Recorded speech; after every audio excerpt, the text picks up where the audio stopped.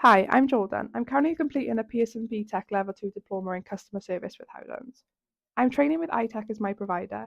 I've been here for about 3 months and I feel really settled. I started uni but soon realised that it just wasn't for me.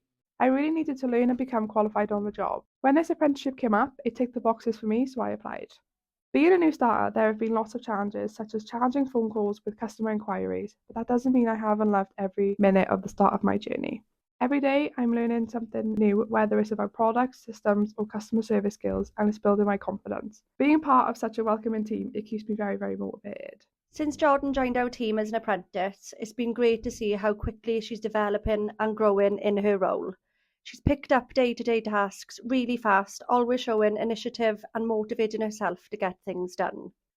Her impact on the team has been noticeable too. She comes to work with a positive attitude every day and is always eager to do her best.